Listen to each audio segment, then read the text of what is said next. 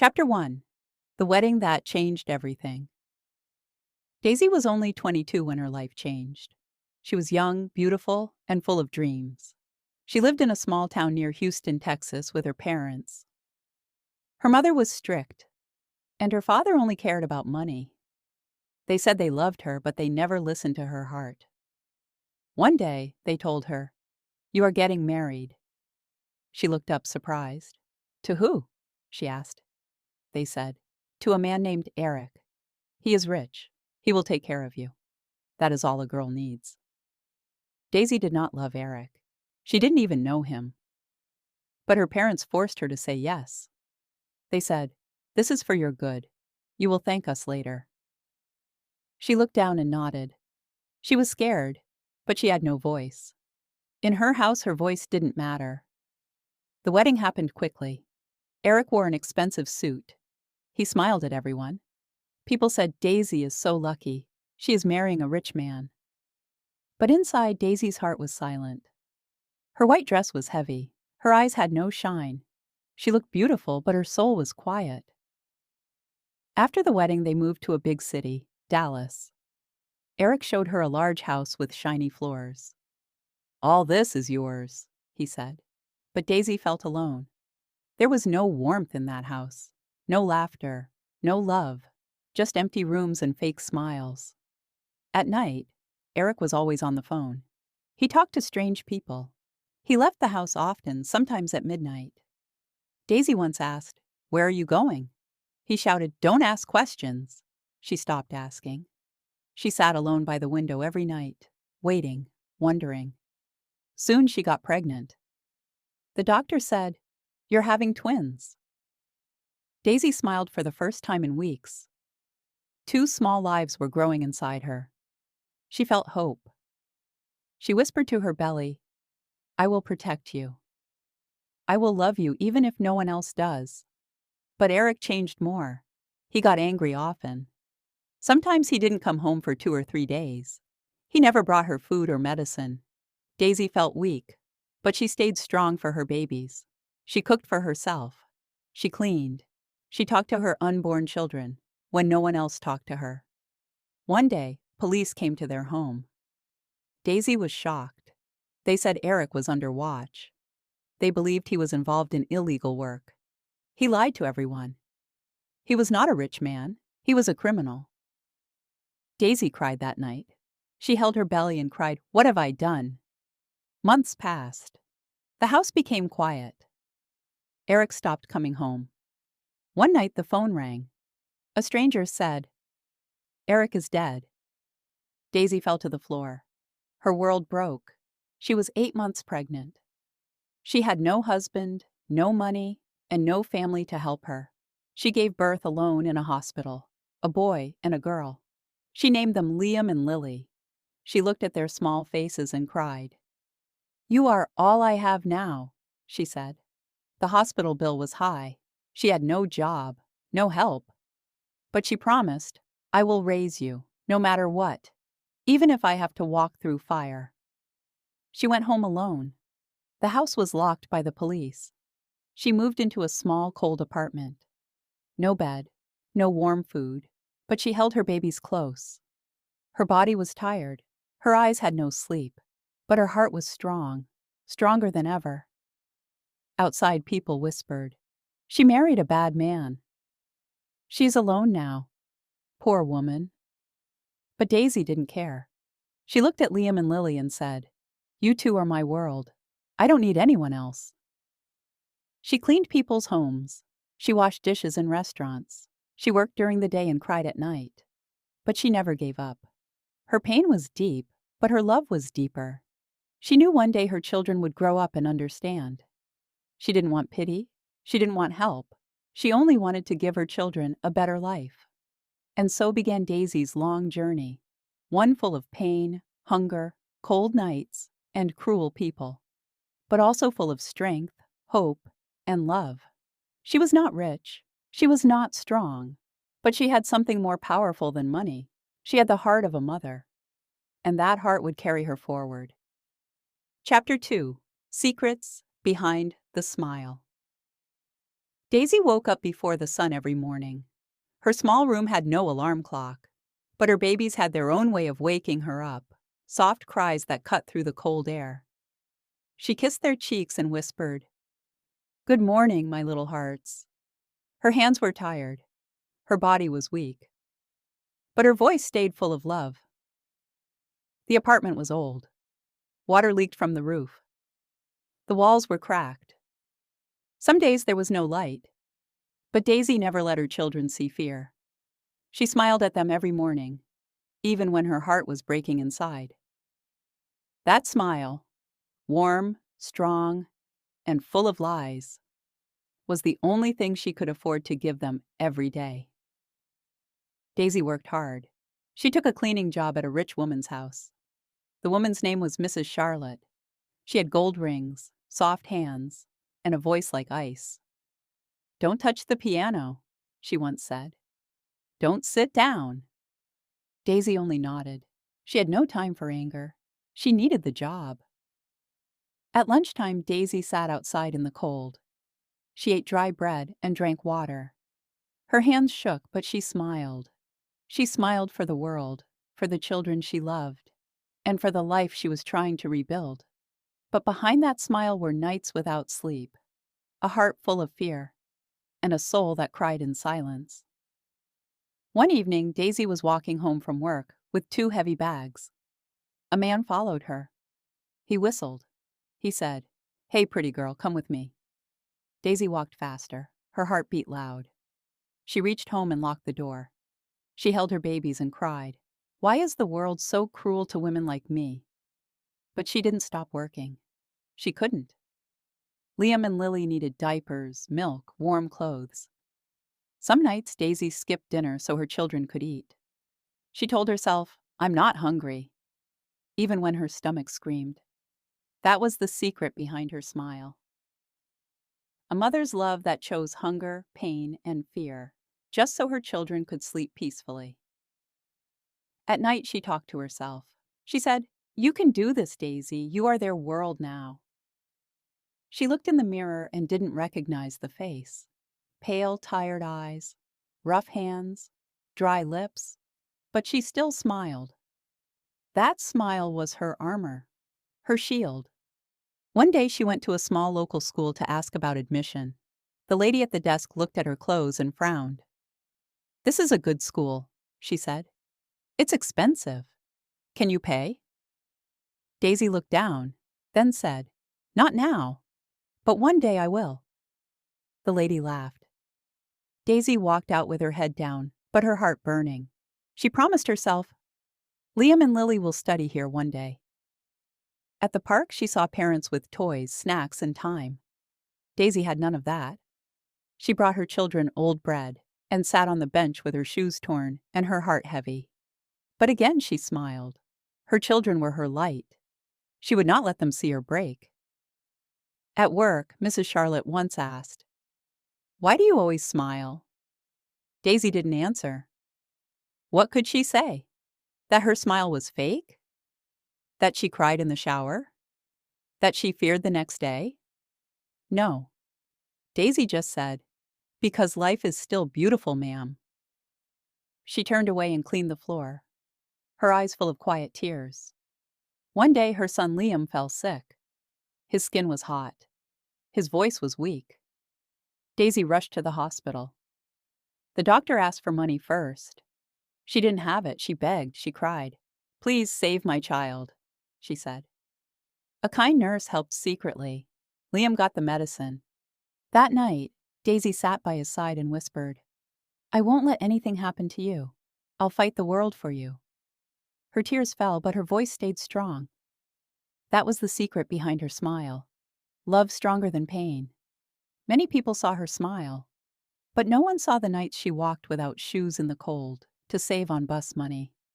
No one saw how her fingers bled after scrubbing floors. No one saw how many times she was insulted and told to go back where you came from. She heard it all. She felt it all. But still, she smiled. Not for herself, for them. She was alone. But she was not weak. She had nothing. But she gave everything. She was Daisy. the mother who smiled through storms, like the video if you felt her pain. Chapter 3. When the world turned away. Daisy had no one. After Eric's death, everyone disappeared. His friends never came. Her relatives stopped calling. Even her neighbors acted like she did something wrong. They looked away when she passed. They whispered behind her back. They closed their doors. One day Daisy went to her uncle's house. She held Liam in her arms and Lily by her side. She stood at the door, cold and shaking. "Uncle," she said, "can I stay here for a few nights? I lost the job. I have no food." Her uncle looked at her. Then he looked away. He said, "People are talking about you. You brought shame to our family. I can't help you. Go back." Daisy didn't cry. She just nodded. She turned away, barefoot, and walked into the cold street. Her babies were hungry. She had no money. She walked to the park. She sat on a broken bench and rocked her children slowly. She looked up at the stars. "Why is life so cruel to good people?" she whispered. She remembered how people smiled at her wedding, how they said she was lucky. Where were they now?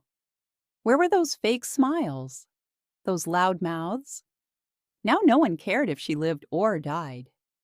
But Liam and Lily needed her, so she stayed alive. The next day, she went to 3 shops and asked for work. She said, "Please, I can clean, cook, anything." One woman laughed and said, "You look weak. You'll drop my plates." Another man said, "I can give you work, but no money, only food." Daisy looked at her babies. Then she said yes. That night, she worked for 10 hours.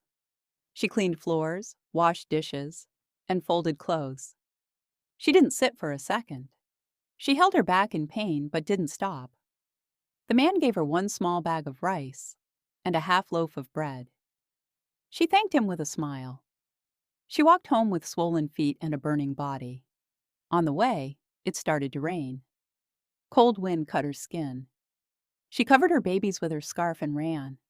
Her apartment was wet inside. The roof leaked. She sat on the floor, held her children, and fed them the bread. She ate nothing. "Maybe tomorrow I'll eat," she said to herself. Days turned into weeks. People insulted her. Some shopkeepers said, "We don't want poor women begging here." Others asked, "Why don't you remarry? A woman alone is nothing." Daisy didn't answer. Her silence was stronger than their hate. Once an old friend from school saw her on the street. The friend was in a shiny car. She called out, "Daisy, is that you?" Daisy smiled. "Yes." The friend looked at her torn clothes, her thin face. "Oh," she said, "I'm busy right now." She drove away. Daisy stood still. The road was silent, but her heart was screaming. She tried going to a women's shelter, but it was full. She slept outside one night, covering her babies with her shawl. A man saw her and said, "You're dirty. You people make the city ugly." Daisy closed her eyes. She held her children tight and whispered, "I'm sorry, my babies. Mama is trying." One morning, she fainted while cleaning. She hadn't eaten in 2 days. The house owner shouted, "Get up, I pay you to work, not to sleep." Daisy got up with shaking hands. She said nothing. She cleaned the floor, one hand on the wall, the other holding the mop. One night, Liam had a fever again. Daisy had no money. She ran to a pharmacy. She begged the man, "Please, give me medicine, I'll pay later." He said no. She sat outside and cried. A stranger came, saw her, and gave her $5. She bought the medicine and ran home. She boiled water on a candle. She held Liam in her lap and kept him warm. She didn't sleep that night. She just watched him breathe. She whispered, "Don't leave me. I'll give you my life if you want it. Just stay." Still, she never gave up. Even when people said she was cursed. Even when someone tried to touch her hand in a wrong way while offering help. She pulled her hand back and said, "I'm poor, not for sale." That was Daisy. She walked with pain but never bent. Her clothes were old. Her shoes were torn. But her dreams for Liam and Lily were new and shining. She wanted them to go to school, to have clean clothes, to smile without fear. She wanted them to grow strong, smart, and kind. One evening, she stood at the window. Rain fell. Cold air came in. She hugged her babies. She cried silently. "I'm tired," she said, "but I will keep going. For you. Only for you." She looked at their faces. Liam smiled in his sleep. Lily held her finger tight. That moment gave her power. Power stronger than any food, any help, any money. That was her reward. That was her reason to live. The world had turned away, but Daisy kept walking. Her steps slow, her road dark, but her heart full of light. Chapter 4. 10 Jobs, 1 Mother. Daisy knew she had to do more. Liam and Lily were growing. They needed food, clothes, medicine, and someday, school. One job was not enough. Her hands were tired, but her heart was awake. She said to herself, "If I have to work 10 jobs, I will. I will not let my children sleep hungry again." So she started waking up at 4 a.m. Every morning began in darkness. She made a small prayer. She kissed her children while they slept. Then she stepped out into the cold street with her worn-out bag and torn shoes. Her first job was at a bakery. She cleaned the floor before sunrise. The owner didn't speak to her kindly. He just left a mop and said, "Finish before customers come." She worked fast, even with an empty stomach. She saved a slice of old bread in her pocket for later. After that, she walked to an old woman's house to help her bathe and change. The woman shouted all the time, "Don't touch that. You're too rough." But Daisy stayed calm. "I'm sorry, ma'am," she said softly. She needed the few dollars the woman gave at the end. Then she went to clean a school's washrooms. The children laughed at her. "You're the toilet lady," they said. One boy threw paper at her back. She didn't reply. She kept her head down and scrubbed the floor. Her eyes filled with tears, but she didn't let them fall. Next, she worked in a small cafe. She washed dishes for 3 hours. Her fingers cracked in the cold water. Her back hurt. But when the owner gave her a leftover sandwich, she smiled. That would be her lunch and dinner. It was better than nothing. She also folded clothes in a dry cleaner's back room. The smell of chemicals made her dizzy. Once she fainted. The manager said, "You better not do that again. We can't afford accidents." She nodded and said, "It won't happen again, sir." She picked up another job delivering flyers door to door. She carried Lily on her back, Liam by her side. They walked for miles. Her feet bled. Once she slipped and fell. A man walking by laughed. "Women like you are used to the ground," he said. She didn't look up. She just stood and kept walking. In the evening, she cooked for an old man who lost his wife. He never smiled, he said. "You don't know how to cook." But he ate every bite. At the end of the month, he gave her a warm coat. "This was hers," he said. Daisy bowed her head. That coat became her shield in the cold nights that followed. She also cleaned the floor at a local clinic after hours. The nurses didn't look at her. They talked over her like she was invisible. One evening, she found a crying child in the hallway. Daisy sat next to him and gave him a toy from her bag. A nurse saw and said, "That was kind." It was the first kind word she had heard in months. Her final job was sewing buttons in a factory basement. She sat on the floor, sewing for hours with poor light. Her eyes burned. Her back felt like stone. But when she earned $5 for her day's work, she smiled. That money could buy milk for her children. 10 jobs, 1 mother, 1 mission, to keep her children alive, safe, and warm. Daisy sometimes forgot what sleep felt like. She worked until her arms stopped moving. She ate while walking. She stitched while standing. She cried in restrooms where no one could see her. But she never let Liam and Lily see her pain. Every night, she returned home after dark. She opened the door slowly, afraid they would be crying. But she would find them sleeping on the old mattress, hugging each other. She sat beside them, kissed their heads, and whispered, "Mama's still here." One night, Liam woke up and said, "Mama, why don't you smile anymore?" Daisy looked away. She wanted to say, "Because my face forgot how." But instead, she smiled and said, "I'm just tired, sweetheart, but I'm happy to see you." People in the neighborhood started calling her names. "That woman is always outside. Maybe she's doing bad things." She heard it all, but she kept her head high. She knew the truth. She was not just working jobs. She was building a future. And yet, no one offered help. No one said, "You're strong." No one said, "You're doing great." But it didn't matter, because when she looked into the eyes of her children, she found all the strength she needed. She was not just a mother. She was a warrior. And warriors don't stop. Chapter 5. A Ray of Hope. Winter was hard. The days were cold, and the nights were colder. Daisy worked from sunrise to sunset. Her coat was thin. Her hands were rough and cracked. But she never stopped. Not once. Her children needed her. Her love for them was bigger than her pain. She had learned to live with hunger. She had learned to walk with torn shoes. But some nights, the sadness still broke her heart. Some nights she cried so quietly that even the wind didn't hear. Yet she always woke up again. Strong. Ready. One morning, something small changed. Daisy was cleaning at the school. She was late that day. Liam was sick the night before, and she had been up with him. She ran into the school hallway with her mop and bucket, breathing hard. She dropped her mop by mistake. A tall man picked it up for her. He smiled. "Are you okay?" he asked. His voice was kind. She nodded quickly. "Yes, sir, I'm sorry. I'll clean fast." "No rush," he said. "I'm Mr. Bennett. I'm new here.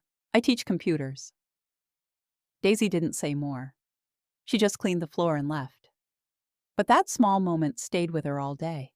Not because of romance, but because it was the first time in many months someone had spoken to her kindly. That evening, she got a call.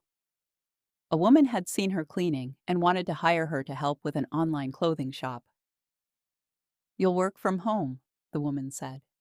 "Just fold and pack orders. I'll pay weekly." Daisy was quiet for a second. "Thank you," she whispered. It was the first job that didn't break her body. She could stay close to Liam and Lily while working. She smiled, a real smile, after many days. She started working at night while the children slept. She packed shirts, tied ribbons, and wrote tags. Her hands still hurt, but she was safe inside. She wasn't insulted. She wasn't cold. She had peace for a few hours. One morning, she walked Liam to the small local library. He loved books, even though he couldn't read yet. She let him hold picture books. A young librarian noticed. "He comes here often," she said. "He's smart." Daisy smiled proudly. "Yes, he loves stories." The librarian bent down. "Would you like to join our free reading circle on Saturdays?" she asked Liam. He nodded fast. Daisy blinked, surprised. "It's free?" "Yes," the woman said. "And we give free books to kids who come." That Saturday, Daisy sat outside the room while Liam joined the group. Lily slept on her lap. Daisy closed her eyes and listened to the laughter of children. For once, her heart felt warm. A week later, Mr. Bennett saw her again. He was fixing a printer. She was cleaning the table beside him. He looked up and said, "You work too much." Daisy gave a soft laugh. "That's life," she replied. He asked, "What's your name?" She said, "Daisy." He smiled. "That's a good name. Daisy flowers grow even in broken places." She looked down. Her hands were red with soap. Her heart felt strange. Not romantic, just seen. For once, someone saw her as a person, not just a poor woman, not just a cleaner. That moment stayed with her. Later that month, Daisy's new packing job gave her a small bonus. She used it to buy a soft blanket for Liam and Lily. They danced around it. "It's so warm, Mama," they said. Daisy smiled with tears in her eyes. It wasn't much, but it was something, a piece of comfort. One afternoon, the librarian gave her a paper. "There's a free night school nearby," she said, "for adults who want to finish school or learn work skills. Maybe you'd like to join." Daisy held the paper like gold. She hadn't seen her own name on a school form in years. She wanted to learn. Not for a degree, but to build a better world for her kids. She joined the class the next week. It was hard.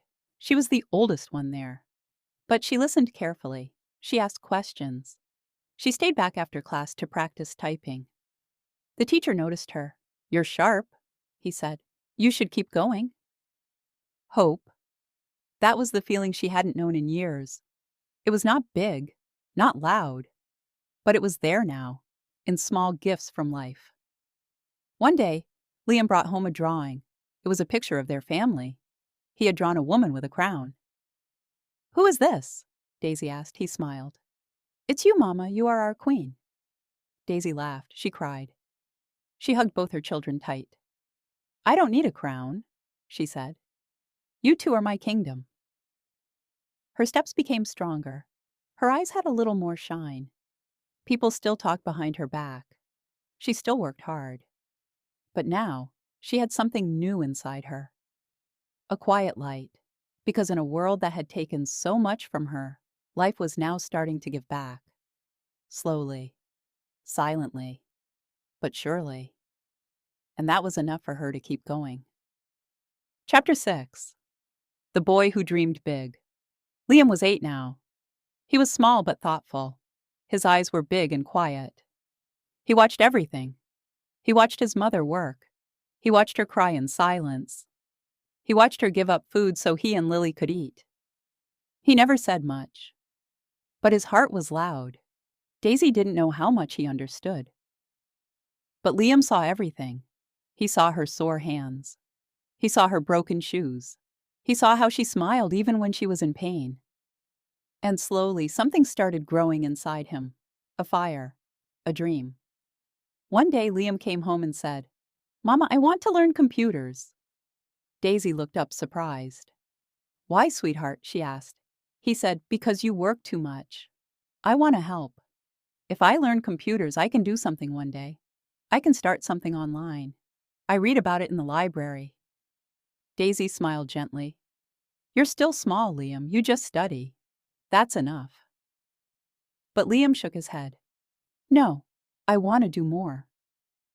That night, while Lily slept, Liam stayed awake. He asked Daisy, "Can you take me to the community center?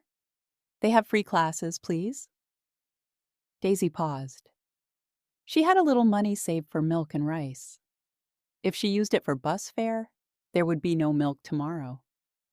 But she looked into Liam's eyes. He was not asking for toys. He was asking for a chance. So she nodded. "Okay, let's go tomorrow." The next day they went to the center. The room had old computers, old chairs, but a kind teacher. "You can sit and learn," he said. "We'll teach slowly." Liam sat up straight. He listened carefully. He learned how to type, how to open files, how to search online. He asked questions. He watched videos. He read about websites. He wrote notes in a small notebook with a broken pencil. Every day after school, he walked to the center. Daisy packed him a small bread and a boiled egg. That was his lunch. He never complained. He just said, "Thanks, Mama," and ran. One evening, Daisy saw him drawing in his notebook. "What are you doing?" she asked. He said, "I'm making a plan. One day I will open a website. I will sell things, maybe clothes, maybe stories, maybe toys. People are doing it online. We can too." Daisy sat beside him. Her eyes filled with tears, not of sadness, but of something new, something warm. "You really believe this?" she whispered. Liam nodded. "I believe because I saw you. You never stopped, even when people laughed. If you can fight, I can build." That night, Daisy couldn't sleep. Her heart was too full. All these years she had walked through fire for her children. And now, her son was ready to walk with her. Weeks passed. Liam's teacher gave him a used tablet. "It's old, but it works," he said. Liam was overjoyed. He brought it home like treasure. He showed it to Lily. Now I can start trying things, he said. He watched videos on how to build websites, how to sell products, how to write descriptions. He learned about photos, prices, delivery. Daisy watched from the kitchen. She didn't understand much, but she trusted him. She trusted that fire in his eyes. One day he said, "Mama, we'll start small. I want to sell homemade things. You can make small things like cloth flowers. I'll learn how to list them online. We'll start together." Daisy looked at her hands. The same hands that scrubbed floors. The same hands that burned on winter nights. Now, those hands would make something. Something beautiful. She used old cloth, buttons, and thread. She made little flower pins. Liam took pictures. He uploaded them on a free website. He wrote, "Made by my mom. Every flower has love in it." The first week, nothing happened.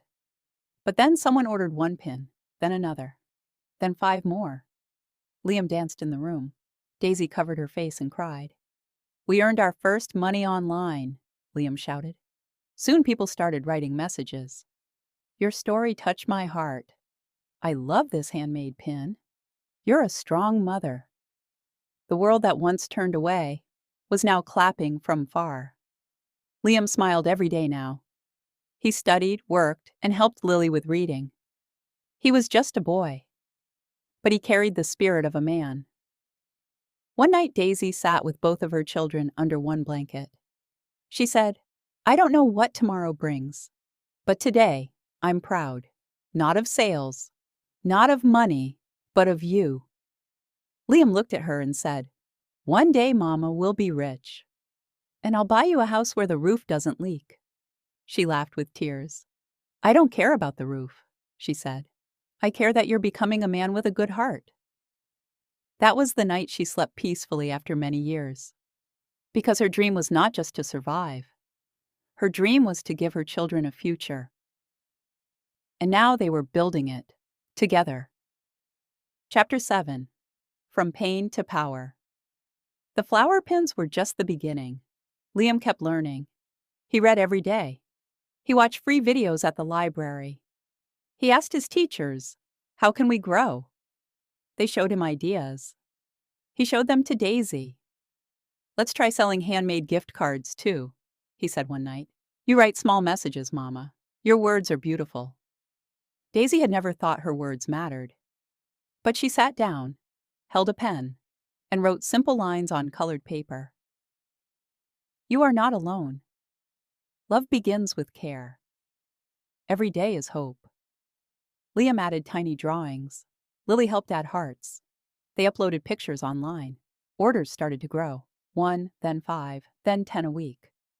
A small light had turned into a soft fire. Daisy still worked jobs. She still cleaned and folded. But her heart now had a reason to smile. People began sharing their shop link. A mother and son team, building dreams from nothing. Soon a local newspaper wanted to write about them. A woman came to their small home, took photos, and listened to Daisy's story. When the article came out, people in the town began to recognize her. A shop owner said, "You're the woman from the paper, right?" She nodded quietly. "You're strong," he added. Daisy said, "Thank you," softly. It felt strange. For the first time, people were not looking down at her. Then one day, someone from her past returned. Her cousin Mia came to visit. She hadn't spoken to Daisy in years. Not after Eric died. Not when Daisy needed help. She had said, "I don't want trouble in my life." Now she stood at the door with a smile. "Hi, Daisy, I saw the article. You've become famous. I thought I'd stop by." Daisy let her in.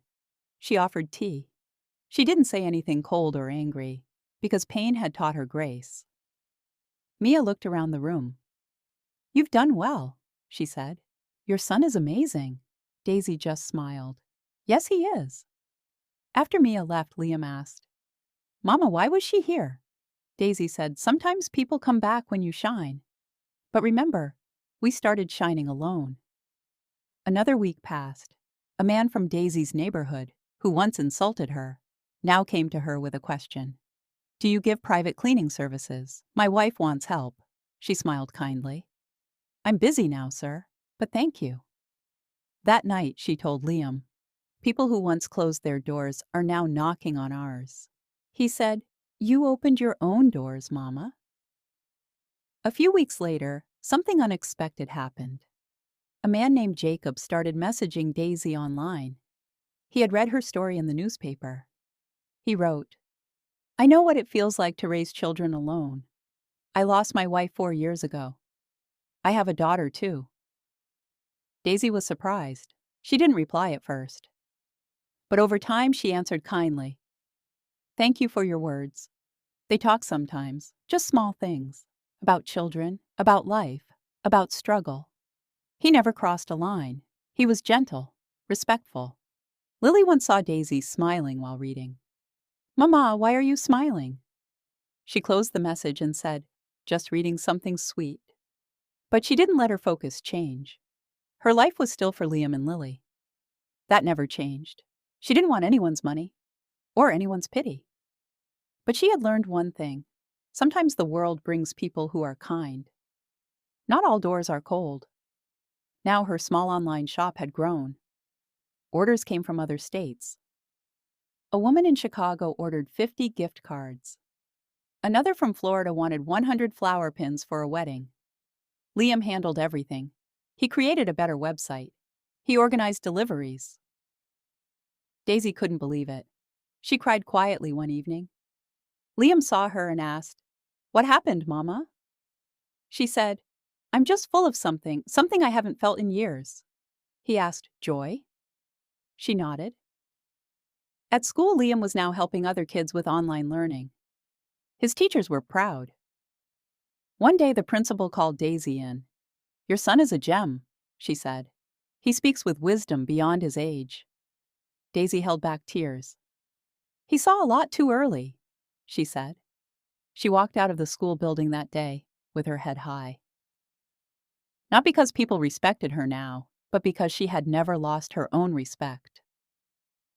And just when she thought life had given her enough, another visitor came. A man she once worked for, who had shouted at her when she fainted years ago, came to her door. He said, "Daisy, I know I was harsh. I didn't know your story then. I heard it now. I'm sorry. If you ever want to work again, I'd be honored." Daisy looked him in the eyes and said, "Thank you, but now I work for myself." He left quietly. Liam hugged her that night. "You're famous now, Mama." She said, "No, I'm just free.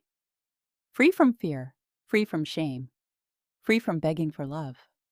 She was a woman who had walked through fire and come out as gold. Chapter 8. The Promise Kept. Years passed. Liam was now 17. Lily was 15. Daisy still remembered the first day she held them in her arms, her world falling apart. Now she watched them grow taller, brighter, and stronger every day. The little hands that once held her fingers now opened doors for her. The children she protected were now protecting her dreams. Their online store had grown more than she had ever imagined. What started with handmade flower pins had become a full business.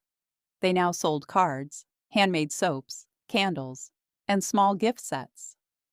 They worked together from home, Liam handling tech, Lily doing design, and Daisy packing everything with love. They had moved to a new house, small but clean, warm, and safe. It had a proper roof, 2 bedrooms, and even a small kitchen garden. The living room had a photo frame with Daisy, Liam, and Lily smiling wide. It was the first photo Daisy had ever framed in her life. Daisy no longer worked 10 jobs. She still cleaned sometimes for old customers who became friends. But it was no longer for survival. It was by choice. She had time now. Time to breathe. Time to live. One morning, Liam got an email. A big retail company wanted to feature their products on their national website. He ran to Daisy and shouted, "Mama, they want to talk to us. They saw our page." Daisy didn't understand all the business talk, but she saw her son's eyes shining, and that was enough. "Say yes." She smiled. They had come far. But the journey had not been forgotten. Even when success came, they still lived simply. No big cars, no luxury, just peace, love, and a full kitchen every night. One evening, Lily sat beside Daisy and said, "Mama, do you know something?" "What, my sweet girl?" "You kept your promise." Daisy looked at her. "You said you'd raise us no matter what. You did it all alone. And now we're here. We're strong. We're happy." Daisy's throat tightened. She held Lily's hand. "I had nothing," she whispered. "Only you two." And that was enough. Later that week, something unexpected happened. A man from her past, Jacob, the gentle widower who once messaged her, came to visit. They had remained friends all these years. He respected her space, her time, and her love for her children. He came with his daughter, Emma. They brought flowers and food. Liam and Lily welcomed them with kindness. The evening was simple. They ate, they laughed. They remembered the hard times and smiled through them. After dinner, Jacob said softly, "You've built something beautiful, Daisy. You're a rare kind of strong." She looked at him and nodded. "It was never easy." "But you made it look like it was," he said. They sat on the porch that night, watching the stars. Daisy didn't feel alone anymore. Not in the way she did all those years ago. She was still careful, still quiet, but not afraid. Liam had started applying to colleges. He wanted to study business and help grow their family store. Lily wanted to become a writer. She had written poems about their journey. One of her poems was going to be printed in a magazine soon. Daisy didn't dream of riches anymore. She dreamed of moments, of sitting beside her grown children, of hearing them laugh, of drinking tea without rushing, of sleeping without worry. Then one day, something happened that brought everything full circle. Her uncle, the one who once closed his door on her, came to visit. He looked older now, slower. He brought no excuses, just quiet eyes. "I read about your children," he said. "I was wrong, Daisy. You were stronger than all of us." Daisy offered him tea. Not out of duty, but out of peace. Pain had left her heart, but not her memory. Later that night, Liam asked, "Do you forgive them, Mama?" She nodded. "I've already moved past the hurt. When you walk far enough, the past becomes small." Liam smiled. "That's powerful." "No," she said. "That's love." And that was Daisy's secret. Not strength, not money, not luck. It was love. The love that fed her children when there was no food. The love that carried her through insults and cold nights. The love that made her rise again and again and again. She had no crown, no title, but she was a queen. The alone mother who walked through fire and built her own kingdom. She had kept her promise. And now? She finally rested. The end.